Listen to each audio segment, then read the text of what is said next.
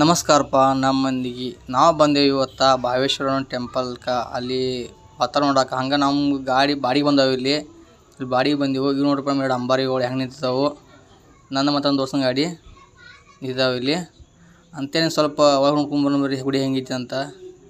ಒಳಗೆ ಹೋದ ಕೂಡಲೇ ಎಲ್ಲ ಮನೆ ಕೂತಿದ್ದು ಸೈಡೆಲ್ಲ ಹಂಗೆ ಮುಂದೆ ಹೋದ ಕೂಡಲೇ ನೋಡಿದು. ಹಂಗೆ ಸ್ವಲ್ಪ ಗುಡಿ ದರ್ಶನ ಮಾಡ್ಕೊಂಡು ಅಂತ ಒಳಗೆ ಹೋದು. ಇದು ನೋಡ್ರಿ ಫ್ರಂಟ್ ಸೈಡ್ ಹೆಂಗೈತಿ ಗುಡಿದ ಮುಂದಿನ ಭಾಗ ಮಸ್ತ್ ಇದೆಯಲ್ಲ.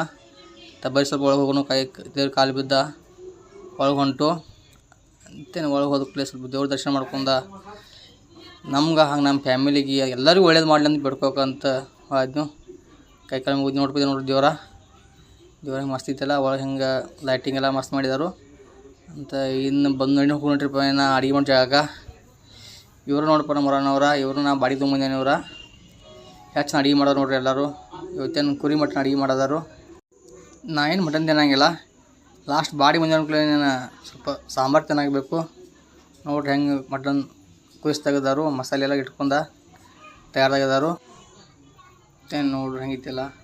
ಇದು ನೋಡ್ರಿ ಬ್ಯಾಕ್ ಸೈಡ್ ಗುಡಿನಿಂದ ಹಿಂಭಾಗದ ಹೆಂಗಿದ್ದು ಮಸ್ತ್ ಅದ. ಸ್ವಲ್ಪ ವಿಡಿಯೋ ಮಾಡೋಣ ಅದ ಗುಡಿ ಬಗ್ಗೆ. ನಾವು ಅದಕ್ಕೂ ಬಂದು ವಿಡಿಯೋ ಮಾಡೋಕೆ ಬಾಡಿ ಹೋಗ್ತಿಲ್ಲ ಆಯ್ತು ಅಂತ. ಇಲ್ಲಿ ನೋಡ್ರಿ ಹಿಂದೆ ಬ್ಯಾಕ್ ಸೈಡ್ ದೇವ್ರಿಗೆ ₹1 ಕಾಯಿನ್ ಹಚ್ಚಿ ಬಡ್ಕೊಳ್ಳೋದಾರು. ಅವ್ರ ಮನುಷ್ಯ ಏನಿದೆ ಬಡ್ಕೊಳ್ತಾರೆ. ನೀವು ಬಂದು ಬಡ್ಕೋಬೋದು. ನಿಮ್ಮ ಮನಸ್ಸಿನಾಗ ಏನೈತದಲ್ಲ ಆಗ್ತೈತಿ ಅಂತ ಇಲ್ಲಿ ನಿನ್ನ ನಂಬಿಕೆ ಅಂತೇಳಿ ಊಟ ಕುಣಿಸಿ ಊಟ ಮಾಡೋ ಕೂತು ದೋಸ್ತ ಅಂತ ನಾವು ದೋಸ್ತ ಮಟನ್ ನಡ್ಕೊಂಡ.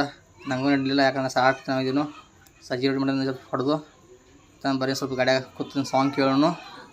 ಸಾಂಗ್ ಕೇಳ್ಕೊತ ಹಂಗೆ ಮನೆಗೆ ಹೋಗ್ಬೇಕಲ್ಲ. ಟೈಮ್ ಆಯ್ತು ಇಲ್ಲಿ 6:30 ಆಯಿತು. ಈ ಬ್ಲಾಗ್ ನಿಮ್ಗೆ ಇಷ್ಟ ಆದರೆ ಲೈಕ್, ಶೇರ್, ಕಮೆಂಟ್, ಸಬ್ಸ್ಕ್ರೈಬ್ ಮಾಡಿರಿ. Thank you.